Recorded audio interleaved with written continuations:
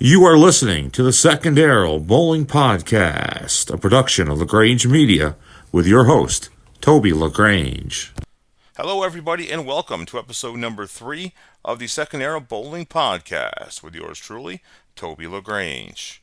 This week, we're going to talk about the format from the recently completed Illinois Classic event, talk about the Bowl TV, and an interesting observation from that Illinois Classic event. And of course, take a peek at the results from the Illinois Classic held this past weekend. Let's kick things off with the format. This week it was the elimination format. And once everybody went through their qualifying, got whittled down to the 24 bowlers, everybody went through match play. The top 8 would have basically a first round bye in match play, which led to 8 matches. The winners of those matches, they bowled 7 games. The winners of those matches moved on to take on the top 8. And so forth and all the way down through. And we get to the final 8 bowlers, 4 matches. The top the winners of each of those matches, the best of 7 series, each one would go on to the stepladder finals, plus the top-ranked loser in the final round of match play. Quick overview of all of that. It was great. I mean, I watched it on Bowl TV. I don't know about everybody else out there. If you don't have Bowl TV, you should get it, and I'll tell you why here in just a few moments. But I feel that format is the best one yet. Very entertaining. You get your 4 winners in, plus the top losing seed gets in as well. It was a great format, and watching on Bowl TV, like I said, go right into the championship round on Saturday night. Jake Peters defeated EJ Tackett in the opening round. And then Jake Peters moved on to lose to A.J. Johnson in the next round. A.J. Johnson then went on to defeat Sean Lavery-Spahr. And then it was Marshall Kent versus A.J. Johnson in the finals, with Marshall Kent picking up the win by a score of 214 and 180 over A.J. Johnson. Marshall Kent bagged $25,000 for that win. A.J. Johnson $15,000 for second. Sean Lavery-Spahr $12,500 for third. Jake Peters $10,000 for fourth, and E.J. Tackett, disappointing in fifth, I'm sure, but he still bagged $8,000.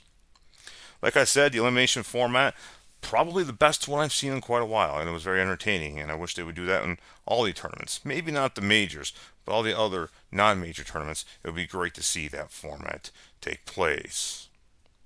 Bowl TV. Now, I hear a lot of stuff through the chatter at the bowling alleys, and I see a lot online. People just don't like Bowl TV. It's not professional. It's not well done. Commentators aren't great. Yada, yada, yada. I mean, it's not expensive, so that's definitely not it. It's definitely a good thing in my opinion. And I'm pretty harsh on streaming, as I like to get what I pay for. But you know what? It's not expensive at all. You can look up the rates online. If you haven't gotten it, you should get it. Just try it for a month. Yeah, I get it. If you watch some of the college bowling stuff, you really can't see anything because all the players are right there in front of you, and the camera's pretty much at ground level. The camera needs to be up higher or at a different angle. But that's a story for another day. That's college bowling. But when it comes to the PBA coverage, it's as best as you can get when you have multiple lanes going at once. They do a great job at Bowl TV. Now, I don't work for Bowl TV. I don't work in the industry at all. So I'm just saying this as a fan looking on. Bowl TV is a great asset to the PBA, to the bowling world, just like social media is. And we'll get to my social media thoughts in a different episode.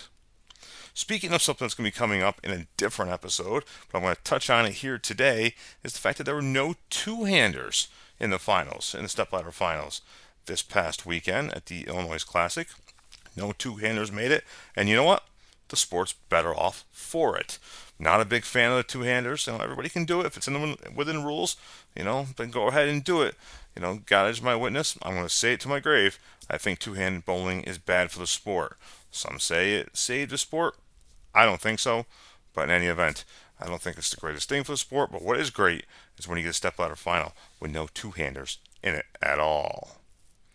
The PBA Tour moves on to the Pete Weber Missouri Classic, next weekend. Of course, you can find all the qualifying action and leading up to the stepladder finals on Bowl TV before tuning in over. I think it's on Fox this week. It might be on FS1, but I think it's on Fox. Could be wrong.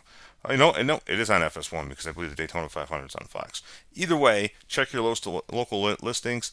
check out the PBA Pete Weber Missouri Classic. Pete was one of my favorite bowlers growing up, along with Little Monticelli, and hopefully this will be a great event, and I'm looking forward to see things kick off over on Bull TV.